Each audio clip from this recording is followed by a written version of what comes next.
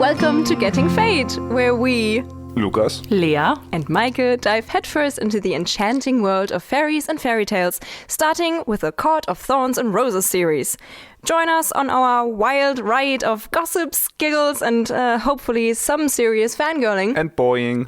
As we enter the magical realms of fae fiction, chapter by chapter. Get Fae'd with us! Yay! What are we doing? What are we doing? Yeah. It's a podcast! We're starting a podcast. Oh, it's so original. Well, we want to start a book club. And Kinda, we need some yeah. motivation. Yeah, we want to read.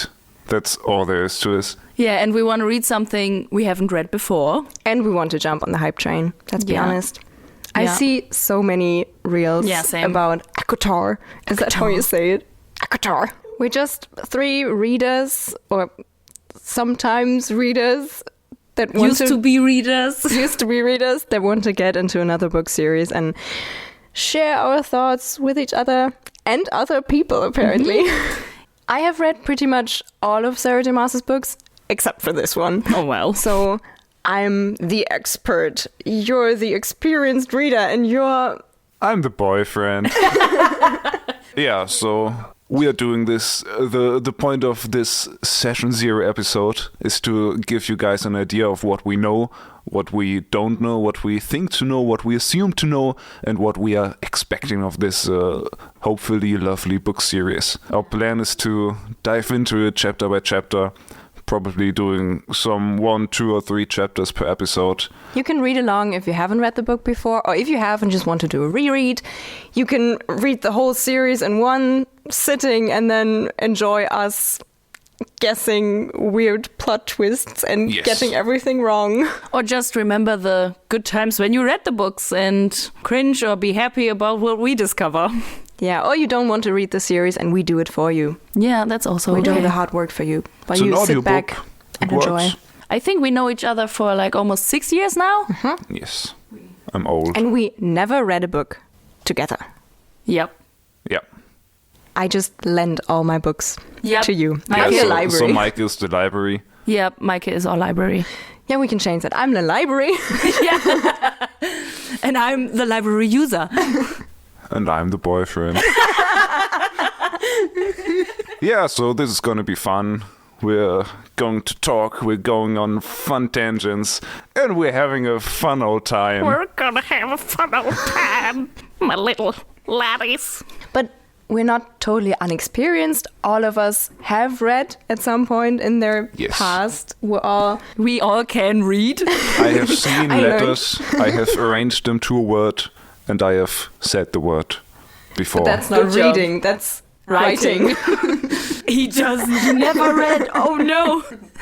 So Meike, when you were younger, you already read some books from Sarah Jane Maas. Is that the name? Sarah J. Maas. J or J. Jane? I think the J stands for Janet. Don't I quote don't me know. on that. Jeanette, I'm not sure. Jessica, It might be Jane, Janet, Josie. Josephine, Mary Jumanji. Jerry Joplin. Maas. Janora. Sarah Janis Joplin Maas. That's her. Yeah, I did. I think she was one of the few authors that got me into YA. I read her first book, Throne of Glass. It's a YA series. Consists of 6 books, I think. I read them when I was on vacation. That was my thing. I took books on vacation and I read them like on the beach or somewhere on hikes and stuff. And I just thought it was so cool. Like I came from Harry Potter and Percy Jackson, which is targeted at younger people and like younger children. And then I started reading this series, which was like people actually got killed in fights. And I was like, oh my God. And they wear armor because if they don't, they get stabbed by a sword. And sometimes they say fuck. And I was like, oh my God, I'm such an adult now at 14. So yeah, I read that series 11 years ago. Jesus. Oh my God, that makes me feel that makes me feel so old. Yeah, but I really liked it, and it just opened up a different type of story to me. I think one which doesn't have, I don't know, the naive young child growing into something good. And, you know, making the world better. In her series, the world is usually pretty shit. Okay. And pretty shit for the female lead. I think she usually has a female lead. And that was new to me, and I was intrigued, and I like binged through maybe the first 3 or 4 books because the last one wasn't out yet, and I really liked that. Yep. You guys haven't read anything No. Sarah Maas related? No. I have read all of her books except this series. Well, to be fully transparent, I read the first 50 pages of ACOTAR, and I didn't finish it because I didn't like it. I was well. like, Okay. I loved Throne of Glass and the books, even though, well, the last few books weren't exactly my thing, but I like finished them because I wanted to finish the series. I started it and I wanted to finish it, but I didn't like ACOTAR. How old were you when you started A Court of Thorns and Roses? I think I was 18. Yeah, it was just after I moved into a new city to start university. And I started the book and I was like, nope, that's not for me. So maybe you were too adult already for the books, or you were not yet adult enough for the books. I don't know, because I know absolutely nothing about these books. It's fun because I feel like with a lot of franchises like Harry Potter, everyone in the world knows the name Harry Potter, even though they've not read a single page of a book or haven't seen the movies. It's just in the cultural consciousness. But for Sarah J. Maas, I have nothing. I don't know what kind of world it is. I don't know what kind of setting it is. I don't know what kind of story it is. I only have some vague vibes. I'm very intrigued to find out more about the story. Yeah. So when you talk about the cultural mind, I don't really know anything about it either. I haven't read anything from her as far as I remember. But yeah, so I have encountered one or the other reel that was thematically related, and I have some assumptions based on what was presented to me there. So yeah, basically I think it's fairy porn. I don't know. Or at least it's smut. But I also hope to find a kind of deeper feminine perspective on fantasy. I'm really into the Tolkien or George R. R. Martin of the whole fantasy thing. And obviously they're quite masculine coded and they're male authors. And I feel like feminine fantasies could be interesting. And yeah, and I hope there's more than just, I don't know, porn. I mean... We'll see. I mean, I'm also content to just reading smut. Well, she does have a feminist take on her stories sometimes. I mean, her main characters are women most of the time, but she also focuses on like feminist themes. I remember in the first Throne of Glass book, she like mentions the character having their period, and I was like, oh, I feel like I've never read that before. It's in such a normal way. She like wakes up in the morning and she like bled all over the bed, and I was like, I do that. Wow, I've never read that before. And, you know, stuff like that in just a natural way. And then she mentioned it to another character and it's like, oh no, I have cramps, I'm on period. And he gets all flustered and awkward. And I was like, yeah, that's cool. That's nice. Yeah. Yeah. What do you expect? What do I expect? Well, I don't know. I honestly don't know anything. I have some vibes. I wrote down some vibes that I get from the series. I don't think it's gonna be medieval fantasy, Lord of the Rings style. I think it's gonna lean more in the Victorian age direction. Ooh. I mean, the name A Court of Thorns and Roses sounds like highborn aristocrats doing rich people shenanigans and intrigues in fancy dresses, and also everyone's hot. Very Bridgerton vibes. Yeah, so I wrote down it's Downton Abbey with fairies. Nice. Though I would love that. I have to say, I have not seen Downton Abbey. So this prediction is also based off of vibes that I get from Downton Abbey. Very and good. also, what are fays? What are fairies? I don't know. I have heard this concept thrown around of fairy smut and fairy porn. But what are fairies in this particular franchise? So I have the prediction that it's going to be one of two things. The first thing is that the protagonists are humans, and there's a whole different race of some fairy-like creatures that somehow do something in the plot. I don't know. All the protagonists are human, but with fancy pointy ears, and they are called fairies because that's cooler than just having a normal human race. I think they're actually called Fae. Just Fae. Oh, they're Fae, okay. I think, yeah. Yeah, so I mean, I guess you know this already, probably, since you have read the first 50 pages, Meike. But Lukas, do you think they're gonna be fairies like little flurry, little... Flurry little wingy Peter things. Pan, Tinkerbell style. Yes, right. Or do you think they're gonna be like elves? So I think the cliche is the Tinkerbell style. So I don't think it's going to be that. I think she's going to subvert our expectations with like dark, human-like, big fairies that have pointy ears. So bigger than just a Tinkerbell that can fit human into size? a pocket. Yeah, human size. Do they have wings? Yes. What I kind don't of know. wings? Like feathery or just glittering? No, I think Or like birds? bad wings. Bad wing. Leather? Wings. Yeah, leather wings. Like demons? It's yeah. I think the Faes are gonna be demonesque. They're gonna be cool and broody and emo, and they're all gonna wear My Chemical Romance shirts. But I like that vibe, and I think that too. But I think they can also be broody and edgy, and that thing with like not butterfly wings, but like translucent, flurryly ripped wings or something. Maybe. I don't think they will have feathered wings because that's very angely. But it would also be funny if they just look like cliche tiny fairies, but they really want to be these cool, broody, dark, edgy creatures, and they're like, take us seriously. But maybe there aren't even humans there, and they're all just fairies, and they're all small. But you don't know that because no like comparable other creatures are there, and then they're riding on hamsters and I don't know, hunt mice. And Yes. fight caterpillars. So I actually have one teeny tiny little bit of a spoiler of one other creature, because I've read somewhere that there's gonna be a wolf. A wolf. A wolf. Oh! And now imagine they're like these tiny creatures and have to face a wolf. That would be a real Oh, that would be dangerous sick. enemy. Yeah. No, but This giant wolf. Ah!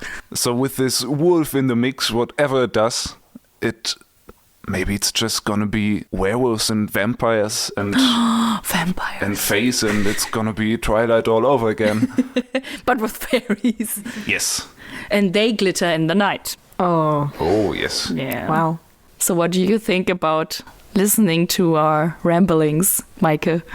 Well, I'm not going to spoil the setting. I and would hope stuff. so. So you can get into the first few chapters free of anything. But I remember a few things, but so out of context. I feel like I know I read the first 50 pages. I don't know why I stopped, and I don't remember most of it. Are you scared about what might have stopped you reading? And are you like weary that you might come across it again, and then it's like, oh shit, now I have to read it because I'm doing this podcast. Damn. Kind of. I mean, I avoided the book series for quite some time now because I was just like, I don't get the hype. I didn't like it. Since I don't remember what I didn't like, I'm kind of open to the series again. And I feel like I stopped reading that kind of stories, like YA fantasy around that time, because I just felt I wanted to read new stories, like a bit more complex, maybe a bit more world building, maybe. So I stopped reading that and I got into big fantasy books where you don't get anything for the first 600 pages. And then that kind of put me in a reading slump and I stopped reading. And now I'm totally into just pointless YA fantasy again. So this might, User-friendly YA. yeah, user-friendly way. Yeah. That might just be the right time for me to get into these books again. Nice. Nice. Yeah. So I remember a wolf. I don't know if that's a spoiler, So but there is a wolf. there is a wolf. Nice. I don't remember what I'm looking part she forward. plays in the story. It might be that a person is a wolf, but it might be that the wolf is a pet and we have a sort of like John Wick situation going on with the wolf. Oh no! Oh. But I'm also, the whole time I'm coming back to this fairy porn vibe I'm getting from Instagram, and just imagine like they can turn into a wolf, or there is like a triangle with the wolf. Okay, so it's not only fairy, it's also furry. Yes! Nice. Faeries. Do you want to know names? No. Okay. Because I know feel one like... name because I also know one name. Okay, kind of. then can I start? Because since I read it, I should know what the main character's name is, but I'm not sure. I have 2 names in my head. One might be Fair. Oh God! But I don't know how to pronounce it. And one might be Nesta, but I'm not sure which one it is. Okay, do you want to know which name I accidentally read on the back cover of my book? No. Okay. Do you want to know? It's one of them. Okay. Okay. Do you want to know the name that I know? Yes. I know. I don't know how to pronounce the name. Well, that's a thing you should know before going into Sarah J. Maas. Usually her characters have atrocious names. You read them and you're like, the fuck? In her first series, she had a pronunciation guide at the end of the book nice. where she explained how to say the names, and I think people fought over it so much. I was really into BookTube during that time, and I just saw video after video where people complained that she's not wrong, you should say the name differently. And people were like, no, but she says it like that. Sure, you have to. And they were like, no, I'm never going to say it like that. It was really fun. I kind of want to find the most absurd pronunciation that you could We find. should all pronounce characters differently. Yeah, absolutely. So there is this name. I think I want to spell it, but I'm not sure if I can. So I think it's RHYSAND.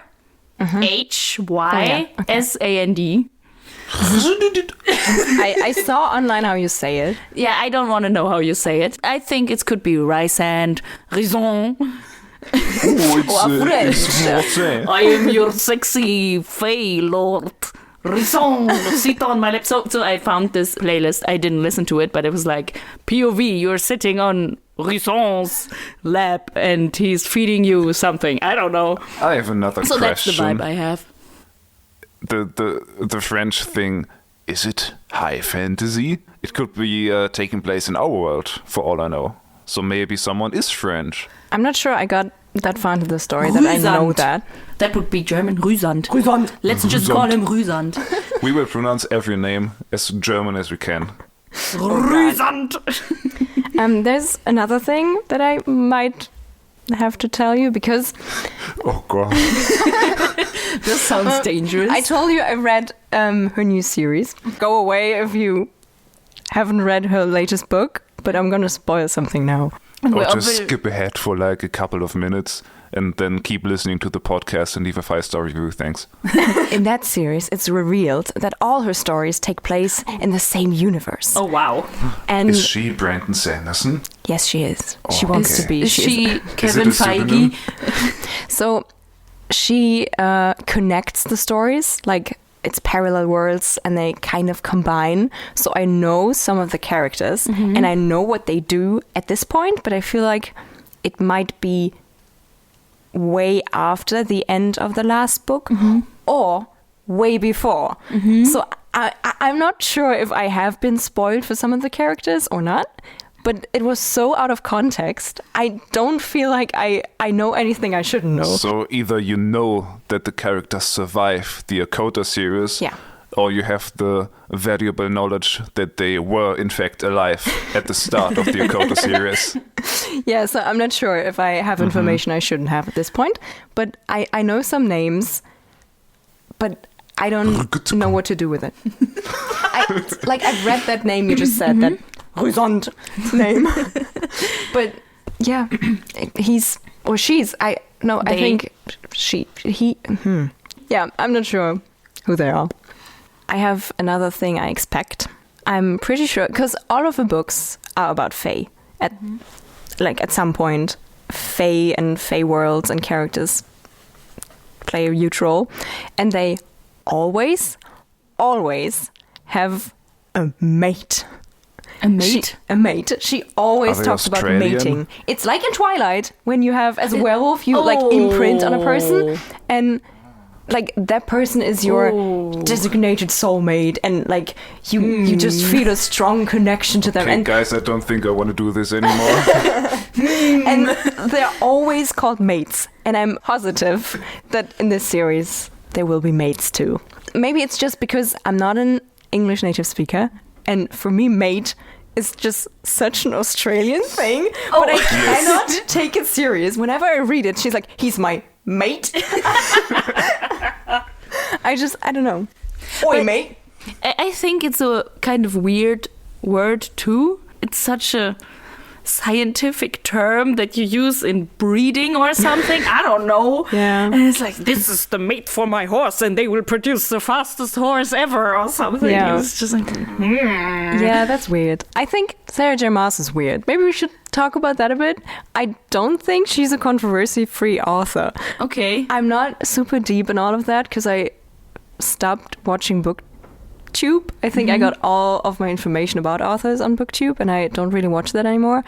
But I feel like Sarah J. Maas is not the most diverse person in her books, so people criticize that a lot. I don't feel like there's a lot of like LGBTQ plus representation and stuff like that. In her newest series there is, but it's mostly like random characters that appear like every 200 pages for like a line, and they reveal they have a girlfriend.